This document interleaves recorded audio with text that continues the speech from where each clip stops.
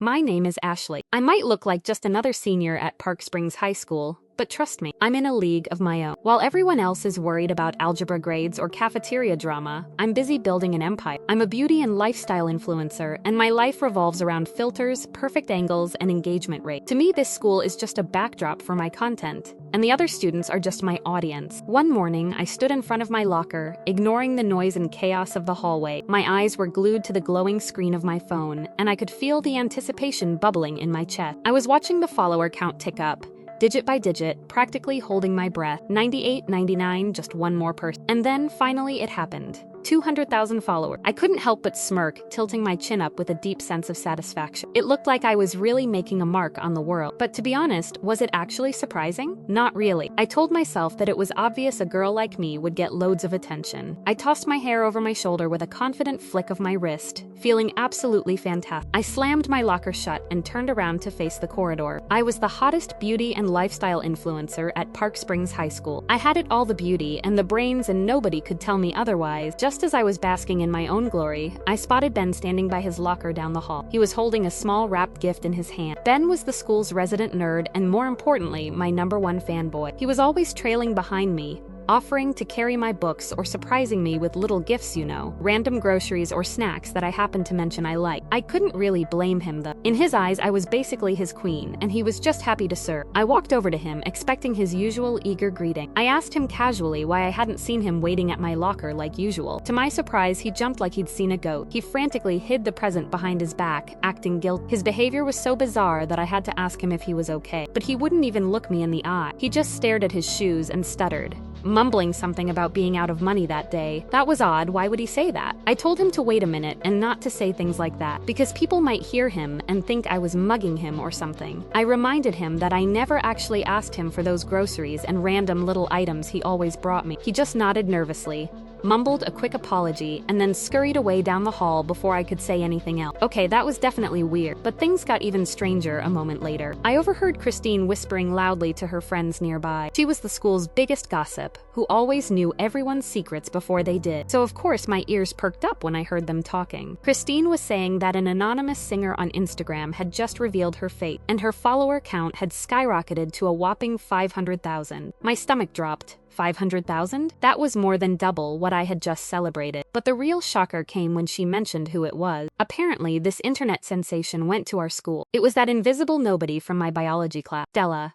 Before I could even process the news, the hallway suddenly got loud. Stella hurried past me, clutching a book to her chest like a shield. She looked terrified, but she wasn't alone. A whole flock of students was following her, holding their phones up to take pictures and begging her to sing for them. I even heard some of the boys tripping over themselves, offering to drive her home after class. I rolled my eyes so hard it almost hurt. Please. What were they thinking? She was just Stella. It was ridiculous how easily people were impressed. All she did was hide her face and sing. These people were acting like she was a celebrity, but to me, she was still just the girl who sat in the back of the class and never said a word. They were treating a pebble like a diamond, and I simply wasn't buying. I followed the noise into the biology classroom. It was a circus. Stella was trying to hide her face with one hand while using the other to block people from snapping pictures. Then, of course, she dropped her book.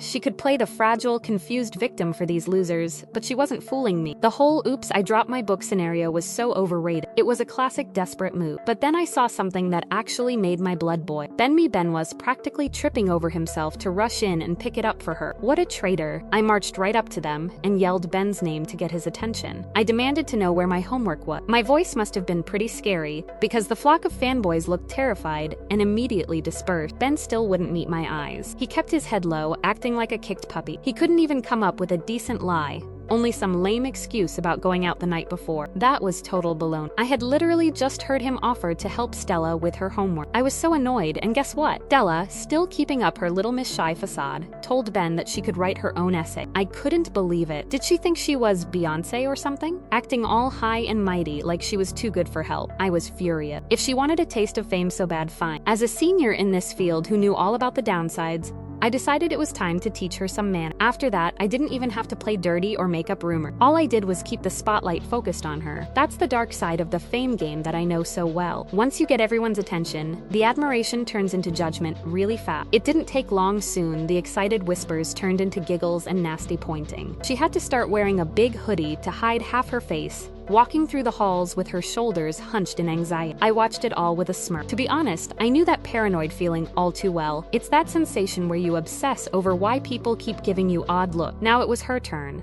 Then one day, I was putting my books back in my locker when I glimpsed someone running past me, sobbing. It was Stella. She dropped a crumpled piece of paper as she ran. I picked it up. It was a note that said, "If I were you, I wouldn't have shown up at school ever again. You're a joke." Gosh, do people actually say things like that? I mean, I can be mean, but this was way too harsh even for me. Suddenly, Ben appeared from behind. He saw the note in my hand and asked what happened. He stopped for a second to read the nasty message over my shoulder. He muttered, "For God's sake," under his breath, looking completely disgusted, and then immediately took off running to chase after Stella. My heart sank a little. He didn't think I was the one who wrote that, did he? From that day on, everything changed. Ben completely ignored me. It was like I didn't exist. Worse, he was constantly glued to Stella's side, comforting her while people continued to talk behind her back. I watched them from down the hall, grinding my teeth. I was so annoyed. I was supposed to be the one he cared about, not her. One day, I was sitting on the bench in the girls' changing room, just tying my shoelaces, when I heard a phone buzzing from the other side of the lockers. I peeked around the corner and saw some cheerleaders trying to guess the passcode on someone's phone. Right at that moment, Stella stepped out of the shower stall. That phone must have been hers because she instantly got upset and tried to get her phone back. But honestly, this wallflower didn't stand a chance. She couldn't make them budge an inch. Watching them corner her like that actually made my stomach turn. I mean, I love drama, but violating someone's privacy in a changing room? That was a line you shouldn't cross. I sighed. Fine, I decided to help her, but only this one time. I stormed over and put on my best furious act. I yelled at Stella, calling her a tattletale,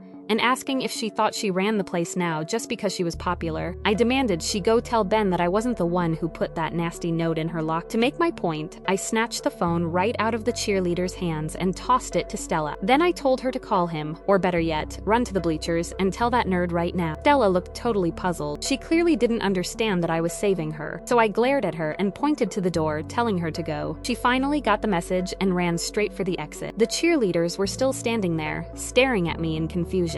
I just snapped at them, asking what they were looking at, and they quickly scattered. I followed Stella out to the football field's bleachers, and sure enough, I found Ben comforting her. Again, I walked up and interrupted them, asking if she was bad-mouthing me. Ben looked up and said that actually, Stella was just telling him that I didn't write the note. I slapped my forehead. Could she be any more foolish? How could she not realize I only said that to save her back then? I asked her if she was really just going to bluntly do whatever I told her to do. Ben shook his head and told Stella not to mind. He said that was just who I was, a bit rough, but not a bad person to get on friendly terms with. I immediately shut that down. I told him flatly that I didn't need friends, and I meant I had learned that lesson the hard way. Back in my early days on Instagram, the only friend I truly trusted posted a video of me changing in the school's shower stall just to get a bit of internet attention. I still had my undershirt on, thank God, but it taught me a cruel lesson about friendship and fame. When you're famous, people always want something from you. Trust was a luxury I couldn't afford anymore. Then I looked Stella dead in the eye and warned her not to trust anyone at all. Stella quietly nodded, looking absolutely terrified. Suddenly, a male voice called out her name from afar. Stella's mood lit up instantly, like someone had just flipped a switch. She completely forgot about my warning and ran straight to him. I sat down next to Ben and asked him who that guy was. Ben watched them with a weird look on his face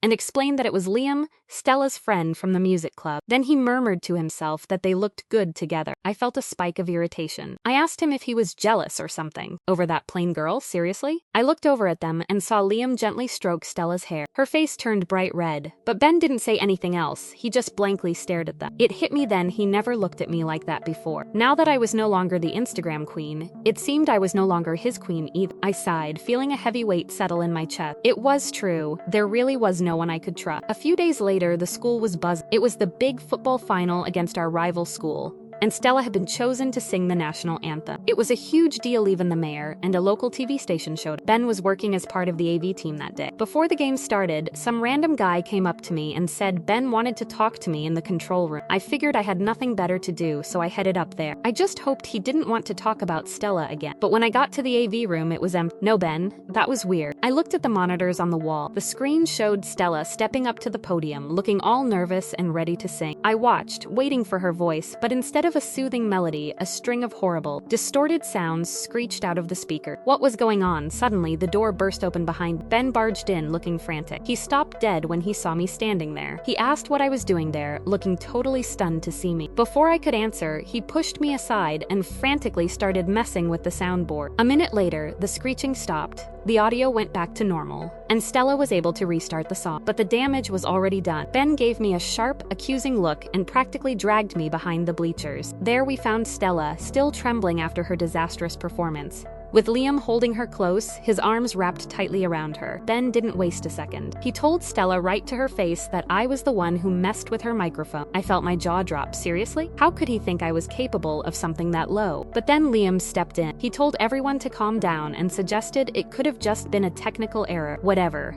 I didn't want to be there, so I turned to leave, but Liam quickly caught up with me. I was confused to see why would he try to chase after me. Wasn't he supposed to stay with Stella? They always acted like a couple. I asked him about it, but he immediately denied it. He claimed they were just acquaintances from the music club. Then he lowered his voice and put on a flirtatious act. He told me he'd been wanting to get closer to me for a while because in his eyes, I was the true Instagram queen, not Stella. Whoa, this guy was a top-class jerk. Just a minute ago, he had his hands all over Stella, and now he was trying to leech onto me. He leaned in, trying to kiss me on the cheek. I quickly dodged him.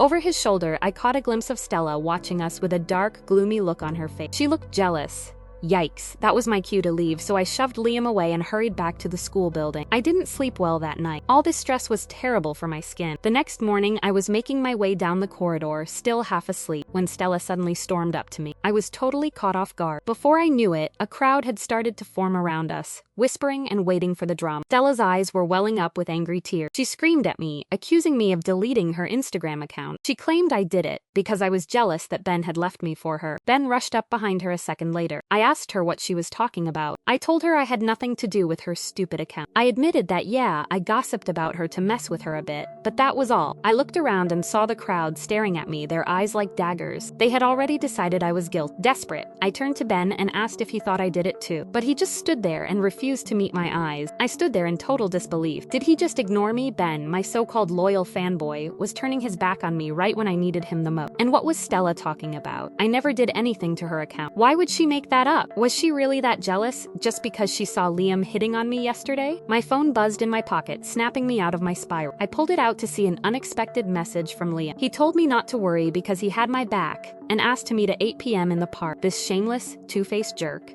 What was he up to this time? I smelled a rat, but I also saw an opportunity to clear my name. So after class, I didn't go home. Instead, I snuck over to Stella's locker and slid a note inside. I made it look like it was from Liam, promising a surprise and asking to meet at the park at 8 p.m. I arrived at the park gate right on time. Liam was already there waiting for me. He immediately started putting on this simping act, looking at me like he was madly in love or something. It was nauseating. He told me he could help me prove my innocence, but he only asked for one tiny favor, in return that I become his girlfriend. He even winked growth. I decided to play along to get the truth out of him. I asked him how he could possibly do that. He smirked and said it was simple. We could just pin the blame on someone else. Then he suggested Ben. He told me I didn't have to do anything, that I could just let his buddies handle it, and then he pulled me into his arms. I wanted to barf, honestly, but I had to stay cool to figure out what he was hiding. I pretended to flirt back and asked for details on his master plan. He bragged that he already had all the evidence. When I pressed him, he finally admitted it. He told me that he was the one who deleted Stella's account, and he knew exactly how to frame someone else for it. That was the signal. Stella jumped out from behind a nearby bush, screaming at him in shock. Liam looked like he'd been struck by lightning. His face went pale, and before he could even stutter an excuse, he turned and ran away like a coward. Stella dropped to her knees, still shaking. She looked up at me and admitted that she had let jealousy blind her. When she saw Liam flirting with me, she just lost it and blamed. I sat down on the grass facing her. I told her not to be so hard on herself. That guy was clearly a master manipulator who knew exactly how to pit us against each other. And just to be clear, I added that he was so not my type. We both actually laughed at that. Then Stella looked at me with a curious expression and asked who my type was. She guessed it might be someone like Ben. I paused. My first instinct was to deny it, to laugh it off like I always did. But then I thought about the last few days, the silence when I walked down the hall, the lack of his goofy smile. It wasn't just that I missed having a fanboy to carry my book. I realized that he was the only person who had ever looked at me with so much affection, and losing that actually hurt. I laughed bitterly. I told her he was such an idiot that he'd never realize I had feelings for him. But I didn't notice Ben walking up behind me, and Stella didn't say a word to warn me. I just kept talking, admitting that she was more his type than I was. I was so caught up in my own emotions that I felt tears start pricking my eye. I was trying hard to hold them back. Suddenly, a familiar voice spoke up from right behind me. Ben stuttered my name and said he didn't mean to hurt me like that. I spun around, shocked to see him standing there. I felt my face heat up, probably turning a shade of red that no amount of foundation could cover. I stammered, asking him if he had been there the entire time. Ben turned just as red as I was. He admitted that, yeah, he had heard it all, including the part about me having feelings for him. He shyly scratched the back of his head, but then his expression turned serious. He started pouring his heart out, explaining that it wasn't what I thought. He told me he wasn't into Stella in that way. He explained the whole mess. Apparently, he had seen Stella singing at a coffee shop and realized right away that she was his favorite anonymous singer on Instagram. So in his excitement, he sort of revealed her identity online. One thing led to another, and everything blew up. He felt so guilty about the chaos he caused that he just stayed by Stella's side to help her through it. And in doing so, he accidentally pushed me away. He looked me in the eyes and insisted that it wasn't that he didn't trust me. He said that after I left the corridor that morning,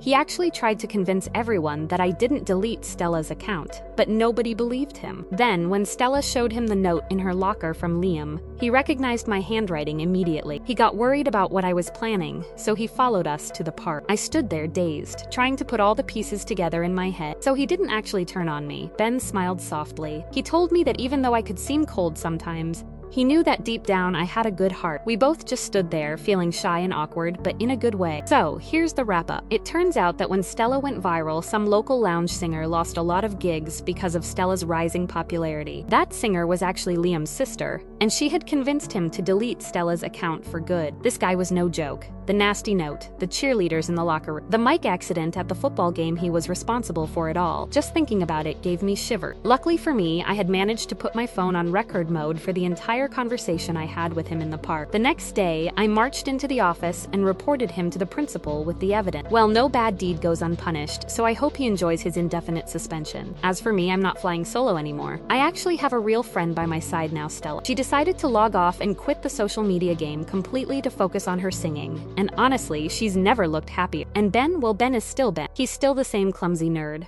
But things are different now. He doesn't look at me like a fanboy anymore. We've started hanging out ever since, and the way he looks at me now tells me that he sees the real me. I guess I realized that while having 200,000 followers looks good on a screen, having a couple of people who truly see you and have your back feels a whole lot better.